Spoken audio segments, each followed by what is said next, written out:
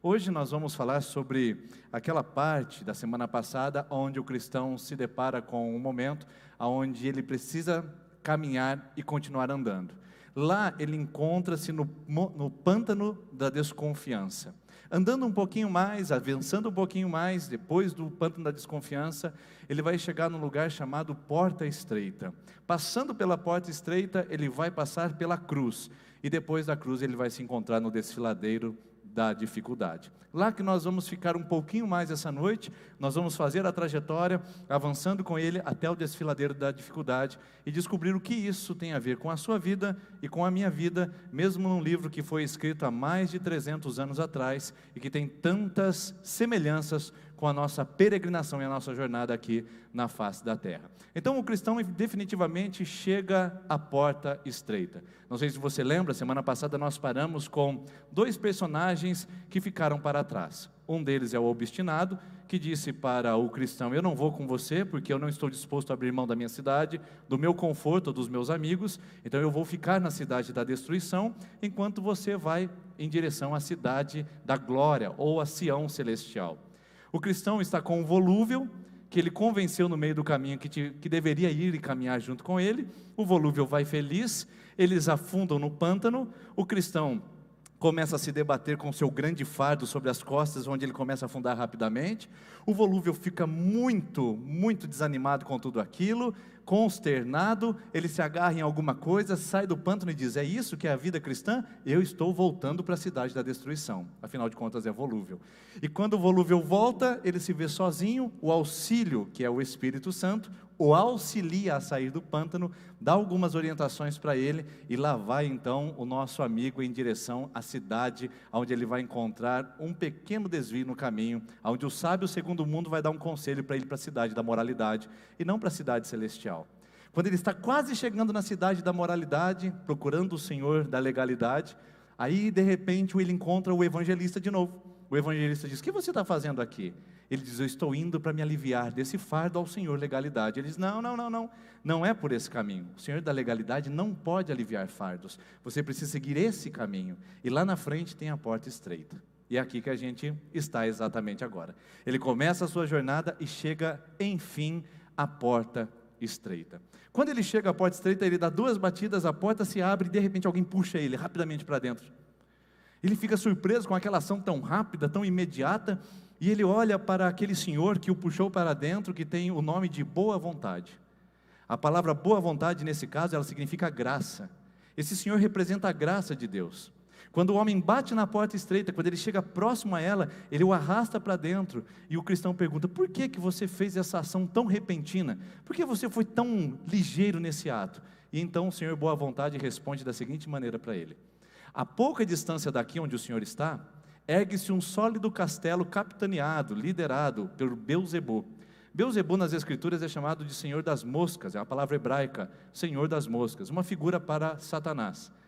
De lá, o Belzebu com os seus que o acompanham, os demônios, atiram flechas contra aqueles que chegam até essa porta, para que assim morram antes de entrar.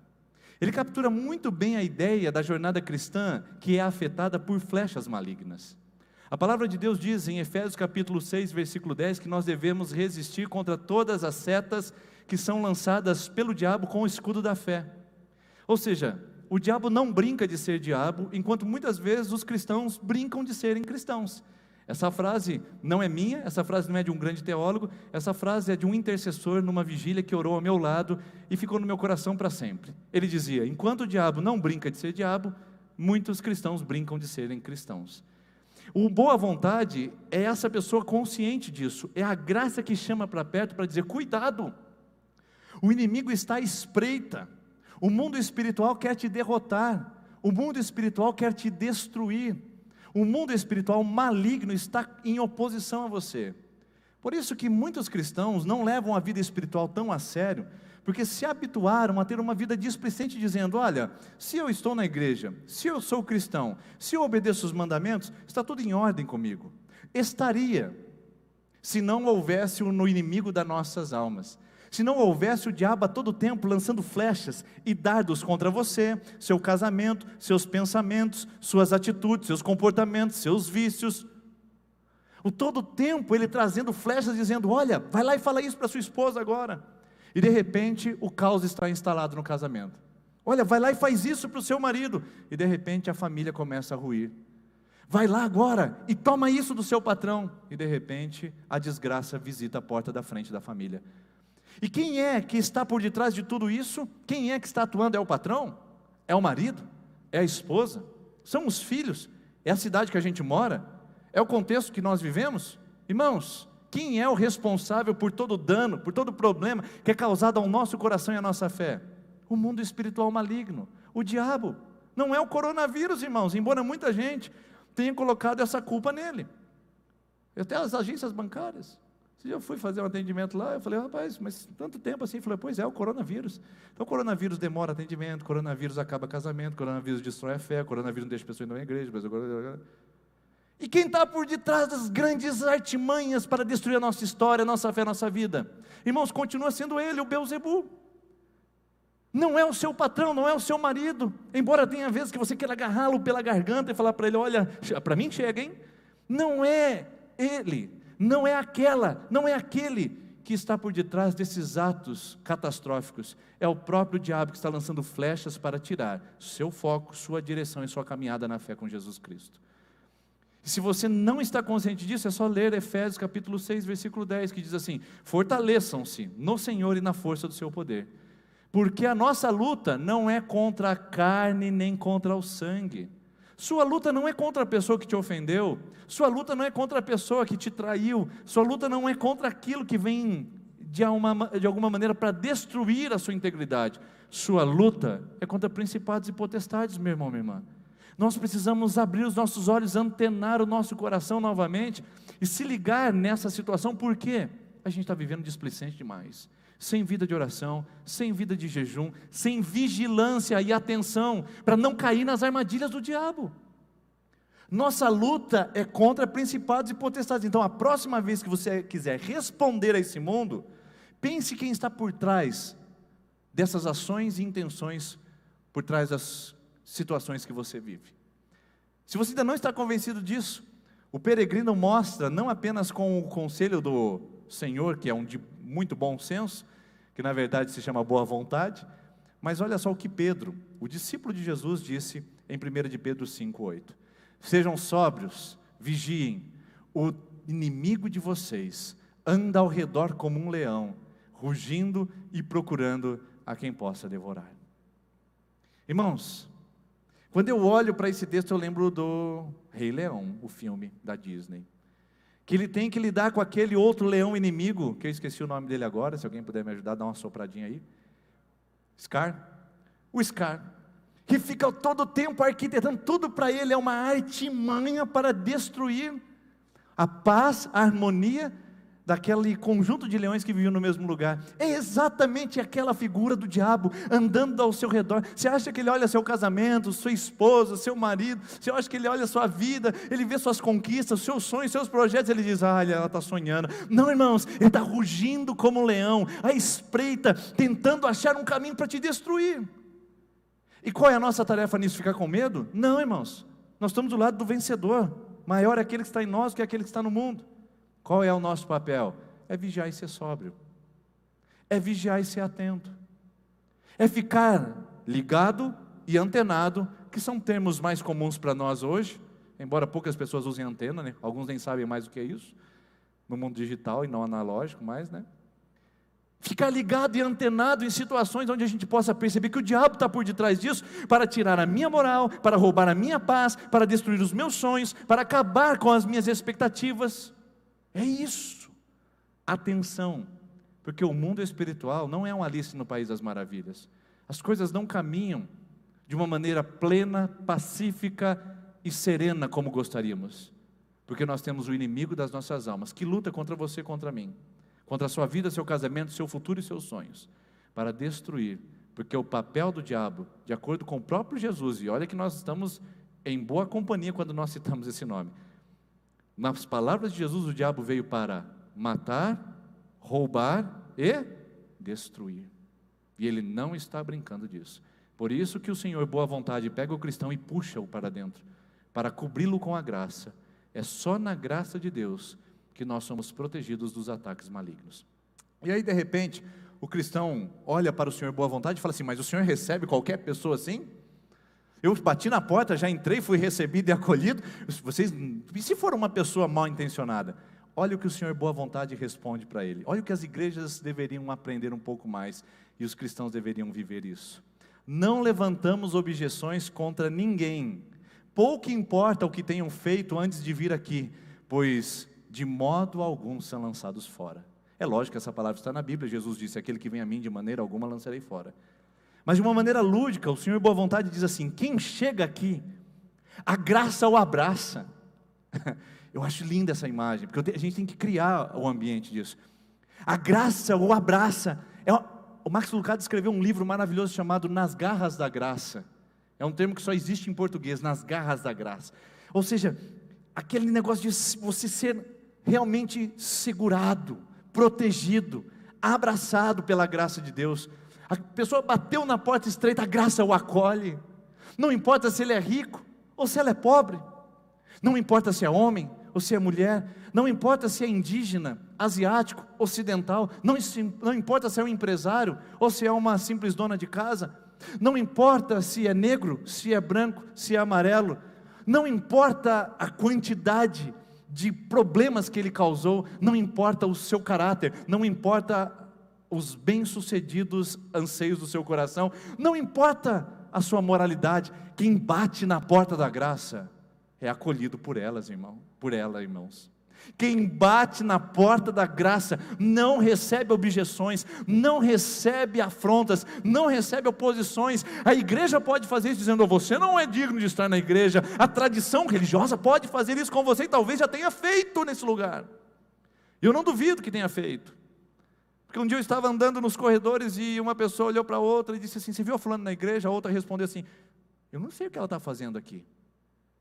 Ou seja, se dentro dos corredores, onde deveria haver acolhimento, existe uma postura julgadora, existe uma postura de afastamento, então você imagina fora. Eu não sei quantas vezes você foi rejeitado, eu não sei por quantas casas você já passou, quantas camas você já deitou, eu não sei quantas portas você já bateu e elas não se abriram. Eu só posso dizer uma coisa para você essa noite: na porta da graça, quando você bater, você será acolhido. Na porta da graça não há objeções. Na porta da graça, Deus não levanta o seu passado dizendo: você não pode entrar. Na porta da graça, independente de quem você é, o que você fez, a graça te acolhe e te chama para perto. Se você ainda não está convencido disso, é só uma literatura, é só um texto antigo. Olha só o que a Bíblia diz a respeito disso, irmãos. Porque para com Deus não há acepção de pessoas. Tem uma tradução na Nova Versão Internacional, porque o termo acepção é um termo emprestado do mundo jurídico, irmãos, tá bom? A palavra acepção significa parcialidade. Deus não tem parcialidade. Ele não pende para um lado. Por que o nosso amigo juiz Moro está sendo agora indiciado aí, revertendo a situação da Lava Jato? Porque o principal argumento é que houve parcialidade no seu julgamento. Ou seja, ele não estava pronto naqueles processos de isonomia, olha que palavra bonita, isonomia onde a pessoa está isenta para tomar bons juízos. Não, ele estava influenciado por seus valores. Não estou dizendo isso, estou dizendo que o indiciamento aplica isso, dizendo que ele estava indiciado, ele está sendo indiciado por ser influenciado por seus valores e sua possível influência da extrema-direita. Deus não tem extrema-direita, Deus não tem extrema-esquerda, e Deus não é do centrão, irmãos. Deus é simplesmente acolhedor, Ele acolhe a você, a mim, Ele abraça, Ele não rejeita, porque com Deus não tem parcialidade. Olha, esse irmão é mais bonito, olha, essa irmã é mais bonita, olha, esse irmão é mais legal, esse irmão é mais paciente. Não, Deus acolhe. Aquela pessoa que você diz que é chata, Deus acolhe. Aquela que você diz legal, Ele também acolhe. Aquela pessoa que é muito fácil de conviver com ela, Deus acolhe. Aquela que é terrivelmente difícil, Deus também acolhe. Porque para Deus não tem acepção de pessoas.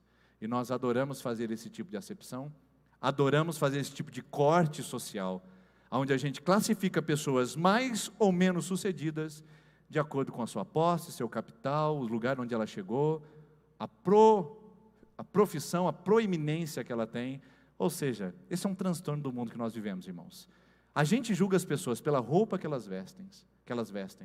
Irmãos, Você que assiste pela internet, tem gente que tem medo de vir à nossa comunidade porque não tem roupa adequada para vir.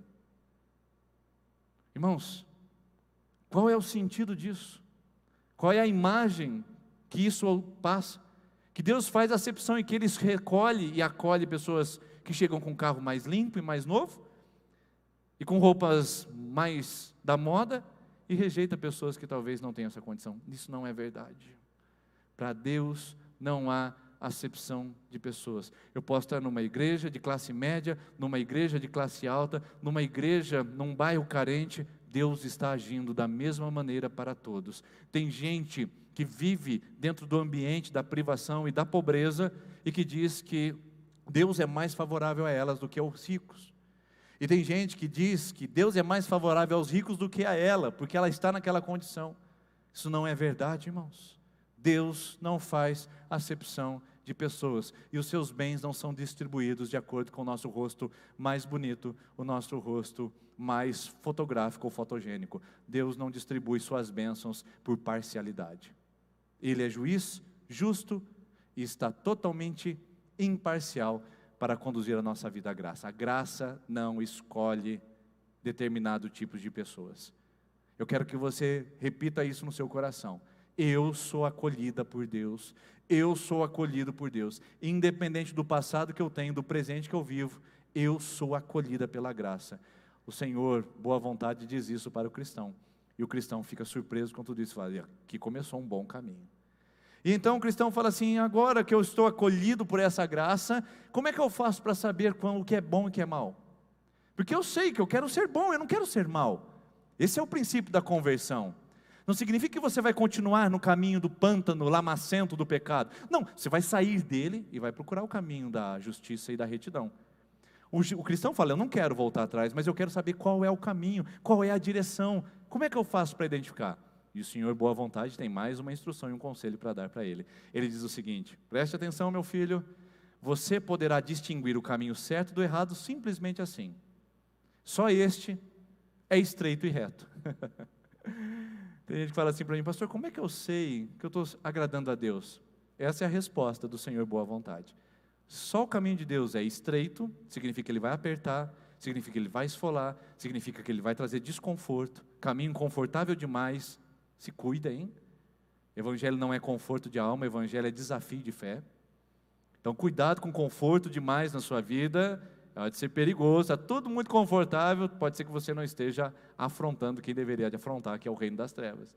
Então o caminho do Senhor é estreito, traz um desconforto e é reto, não tem curvas, não fica sinuoso, não fica oscilante. O caminho de Deus é reto, a palavra de Deus diz que o caminho do Senhor é perfeito, a sua palavra é provada, ou seja, há uma direção, há uma condução. E preste atenção, o que o povo de Israel estava falando sobre Deus e que talvez você falou essa semana ou ainda hoje antes de vir para a igreja. O povo de Israel estava na Babilônia, eles estavam vivendo um período de opressão e de dificuldade, e eles disseram assim, o caminho de Deus não é reto. O caminho de Deus nos trouxe essa privação e esse sofrimento. Porque quem gosta de sofrer, irmãos? Quem fica feliz com um bom e maravilhoso e danoso sofrimento? Ninguém. E o povo da Babilônia, assim como você e como eu, disse, Senhor, nós estamos com um tanto de dificuldade aqui nesse lugar, porque o teu caminho é torto, não é reto, a gente está vivendo sofrimento. E Deus olha assim para eles e diz o seguinte em Ezequiel 33, versículo 17, todavia, os filhos do seu povo, Deus falando a Ezequiel sobre Israel, esse povo de Israel aí, esse povinho, que eu amo tanto aliás, não é o reto, diz, não é reto o caminho do Senhor, mas o próprio caminho deles é que não é reto. Tem muitas vezes, irmãos, que nós estamos falando que Deus não está conduzindo a gente pelo jeito certo, quando na verdade a gente está andando é o caminho da cidade da destruição. E como é que a gente pode contrariar Deus nisso? Você está dizendo, não dá nada certo na minha vida, o meu caminho é sobe e desce, é uma curva sinuosa, é a serra do Rio do Rastro, vai lá embaixo e eu estou perdido na minha vida. Não, irmãos, não é verdade. O seu caminho pode ser torto, mas de Deus é sempre o caminho reto. Tem aquele ditado popular miserável que diz, Deus escreve certo por linhas tortas. Quem inventou isso aí devia ser abençoado. Porque, irmãos, Deus não escreve reto por linhas tortas. Deus escreve reto por linha reta. É a gente que tenta distorcer tudo. Deus tem um plano perfeito, sua palavra é provada, Ele tem um plano ideal para você e para mim. Ou a gente vive debaixo dessa certeza e dessa promessa, ou a gente vai perder os cabelos. E não que eu tenha perdido por causa disso. A gente vai viver em ansiedade constante, contínua e um conflito intenso. A gente aceita de que o caminho de Deus é reto e estreito. Então, minha irmãzinha, deixa eu falar com você aqui, não está apertando, Deus não está pedindo nada, pergunte se você está no caminho reto. Meu irmãozinho, não está apertando, não está doendo nada, pergunte se está no caminho certo. Porque enquanto nós andarmos no caminho do Senhor nesse mundo, a gente sempre perceberá e notará algum tipo de aperto e desconforto. E talvez você esteja pensando assim, perder dinheiro, né, pastor? Ninguém está falando disso. Pode ser também, se o seu ídolo for isso. Mas pode ser algumas coisas que você precisa abrir mão, que você precisa decidir e que você precisa lidar. Algumas ofensas que você tem que lidar, como por exemplo, os mais jovens que estão aqui essa noite. Que falam assim, você é boca virgem, você não deitou ainda, você ainda é virgem. E aí você tem que decidir entre seguir o caminho estreito e reto, ou abrir e ampliar um pouquinho mais esse caminho e começar a distorcer a fé. Você que é uma pessoa muito certa e coerente nos seus negócios, alguém chega perto de você e diz, desse jeito você nunca vai prosperar, desse jeito você nunca vai avançar. Sendo certo no Brasil, só dá errado. Esse é o lema no meio profissional, no meio empresarial. Não dá para ser certo no Brasil, porque tudo começa a dar errado na nossa vida pessoal.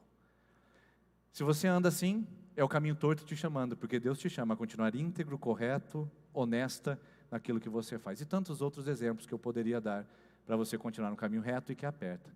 Enquanto todo mundo na escola está aproveitando o curso online para poder pesquisar e mandar o seu trabalho como se ele tivesse feito, você, no seu caminho reto, diz, eu vou dar o meu melhor, e mesmo que eu tire uma nota não tão boa quanto aquele que colou e copiou, mas eu vou continuar no meu caminho reto. Está vendo? São pequenas coisas, detalhes. Estou pensando talvez aí, por que eu faço essas aberturas de entendimento?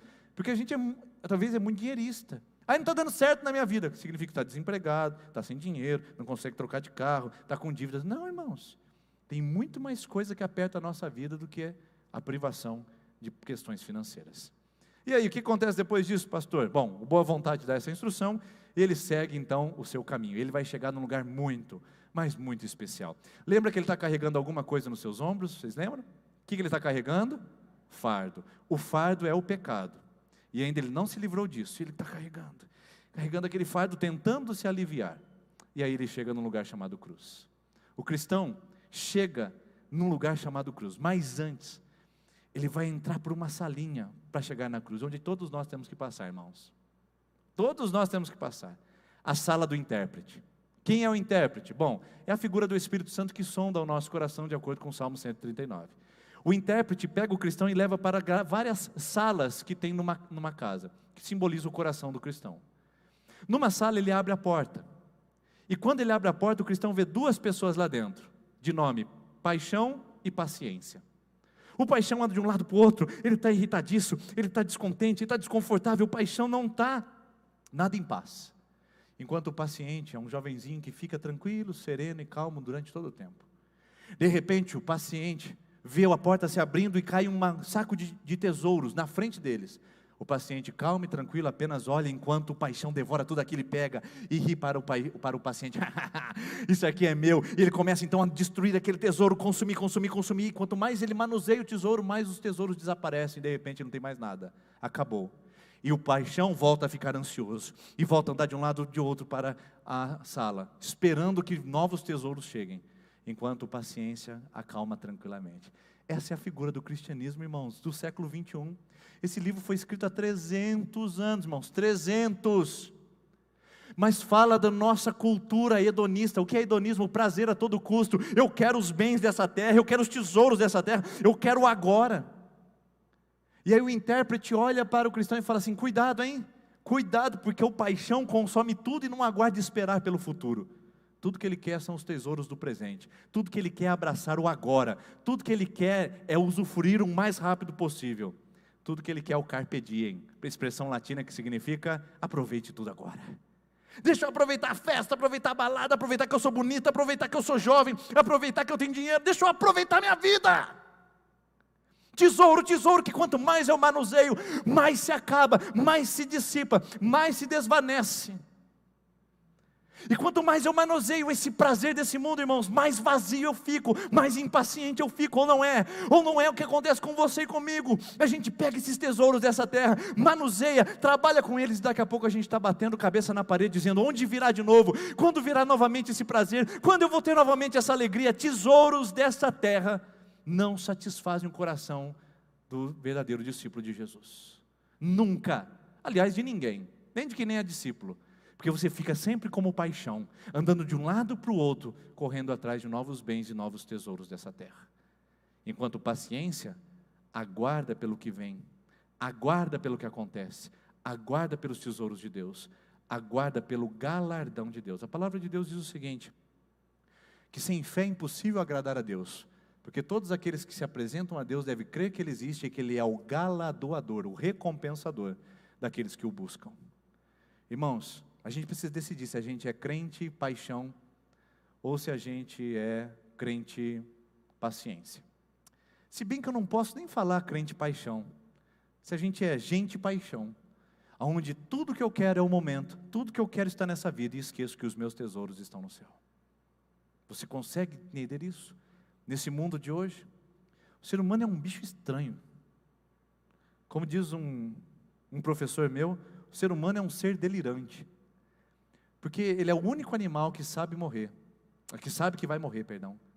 É o único animal que sabe que vai morrer. De todas as cadeias de animais do mundo, nós somos os únicos que sabemos que vamos morrer. Mas somos os únicos que vivemos como se não fôssemos. Já pensou? A gente é muito estranho. A gente quer o agora. A gente sabe que vai morrer, mas a gente vive como se nunca fosse. Já parou para pensar nisso? Paciência e paixão. Com quem você se parece? Com qual linha disso o seu cristianismo pode se associar? Com paixão não é cristianismo, com paciência sim. E então, andando para uma outra salinha, ele encontra uma situação onde tem o diabo com água sobre uma fogueira, jogando água sobre a fogueira, e a fogueira, quanto mais o diabo joga água, mais a fogueira crescia e aumentava o fogo, alguma coisa muito contraditória. O cristão fica surpreso com aquilo e pergunta para o intérprete, o que significa isso?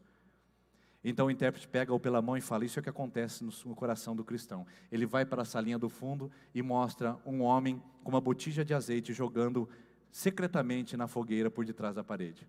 E ele diz, isso aqui é Cristo, que continuamente, com o óleo da sua graça, mantém viva a obra já iniciada no coração. O que está acontecendo dentro de nós é que o diabo quer a todo custo apagar a chama do seu evangelho, a chama do seu amor por Cristo no seu coração. Mas a grande verdade é que a graça é esse fogo incendiário, totalmente imparável, que continua sustentando o nosso coração, mesmo quando o diabo quer jogar litros e litros de água fria na chama do nosso coração.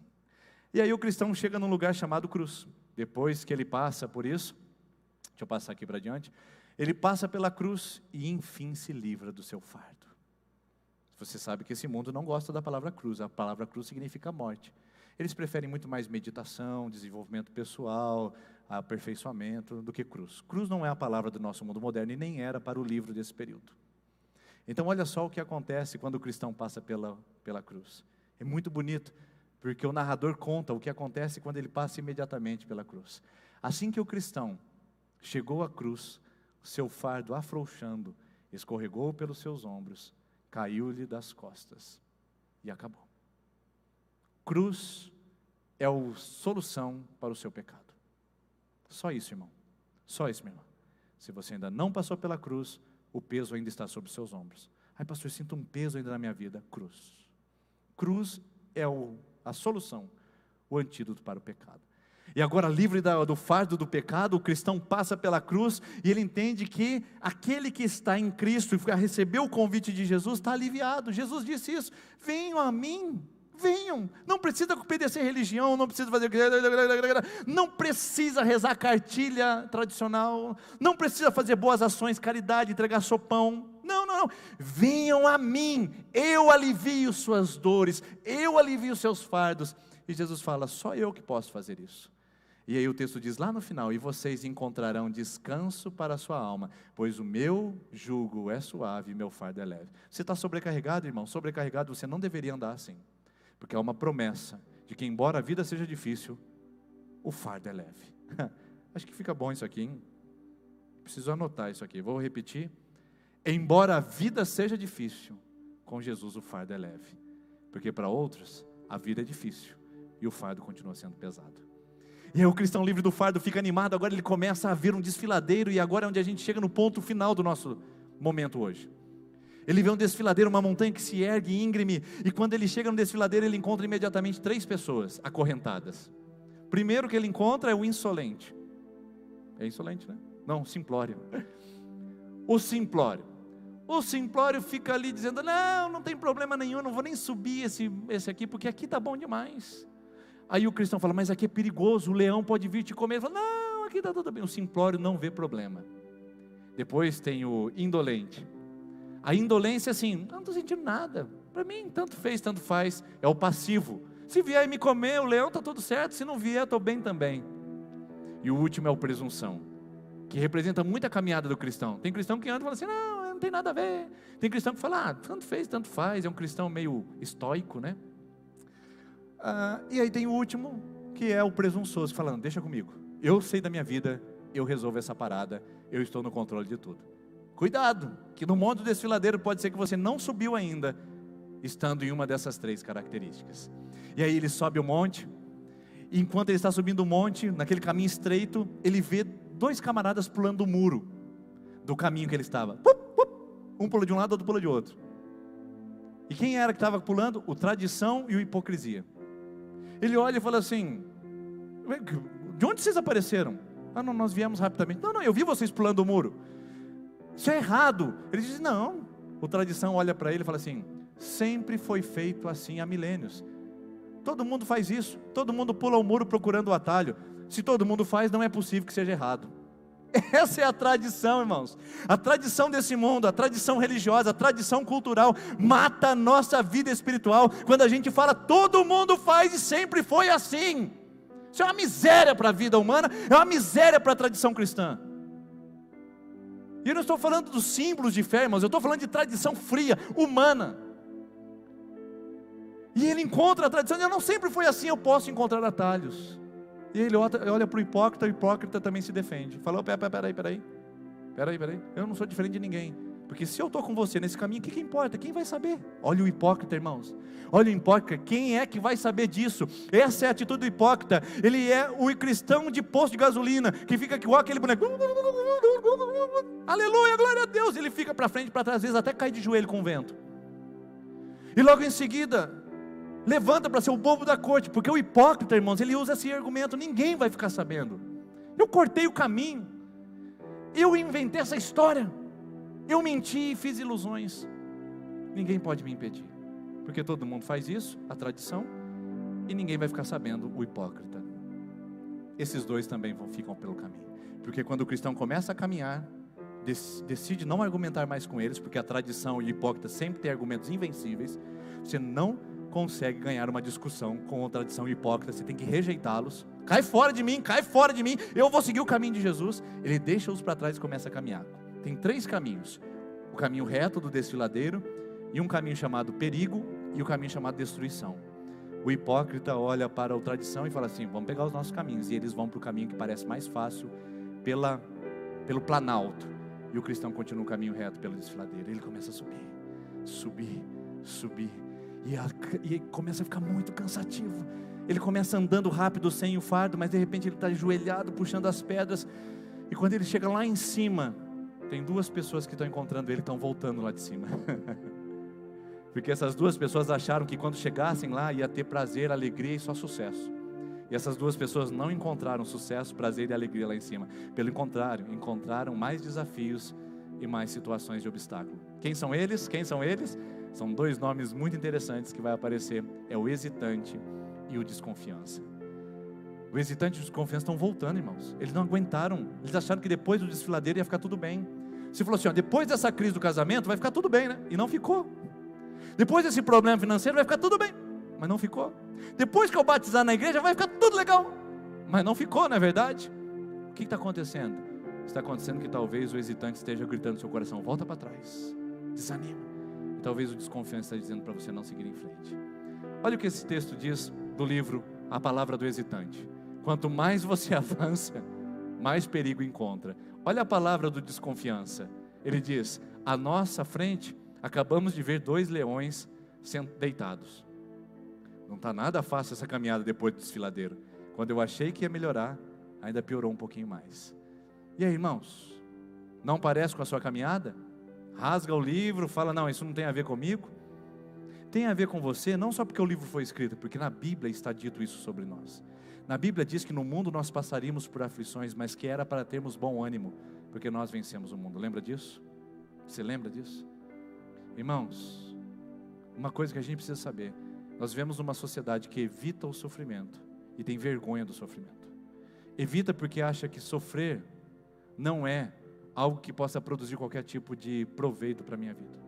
E tem vergonha de sofrer porque acha que é fraco. O mundo que você vive, que eu vivo, tem vergonha de sofrer. Vergonha de passar por privações e dificuldades. Porque esse mundo julga e atribui a nós falta de fé. Julga e atribui a nós falta de sabedoria. Esse mundo não aceita o sofrimento, só que o que mais existe nesse mundo, irmãos, ainda é sofrimento. E quem falou isso foi Jesus, que no mundo nós teríamos aflições. Mas a gente deveria ter bom ânimo. Porque no desfiladeiro, e você vai ler isso lá no livro, tem um lugar lá em cima do desfiladeiro que se chama Ponto do Refrigério. Ele vai, recupera suas forças e continua a sua caminhada. A vida pode ser um grande desfiladeiro para nós de dificuldade, mas nós nunca vamos ficar sem o refrigério na nossa vida. Enquanto a equipe de louvor vem aqui à frente, nós vamos cantar essa linda canção e vamos encerrar essa noite. Eu queria lembrar você disso. Você não está sozinha. Você não está sozinho. Essa canção, esse hino centenário, irmãos, nós vamos cantar um hino de mais de 100 anos de composição. Esse hino centenário vai mostrar que nós podemos peregrinar sobre os montes, mas a gente nunca fica sem refrigério. Vamos ficar em pé, irmãos, e a semana que vem eu convido você a voltar aqui para ver o que vai acontecer quando o cristão encontrar esses 2 leões. Ele vai encontrar os 2 leões, lembra? Ai, volta embora que tem 2 leões deitados. Ele vai encontrar os 2 leões. Quem são eles, o que eles significam?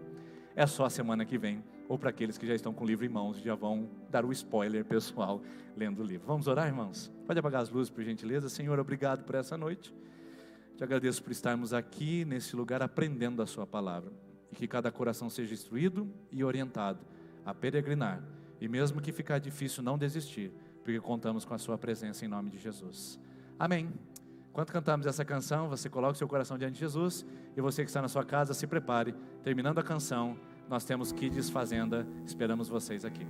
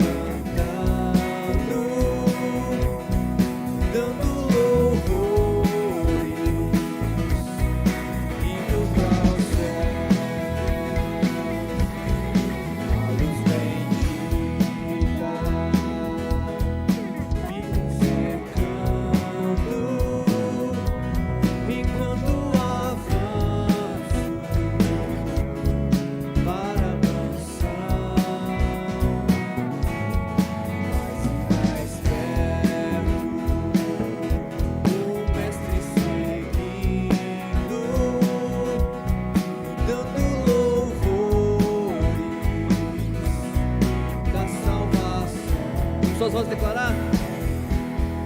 Brilho celeste,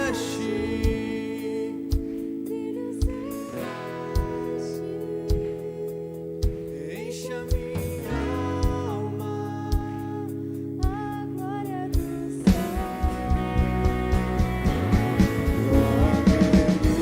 aleluia. Sigo cantando, dando louvores,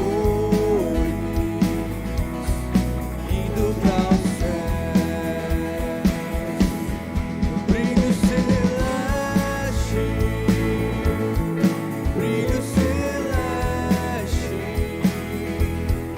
enche a minha alma, a glória do céu.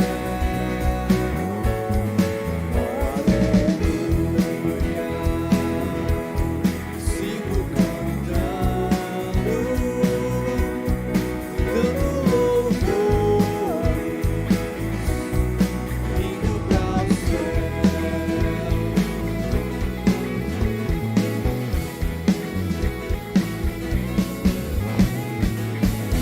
Amém, aleluia. Você siga cantando, adorando ao Senhor, seguindo o caminho reto que é o do Senhor, amém? Você que agora está na live, fique com Fazenda Kids e aproveite com as crianças.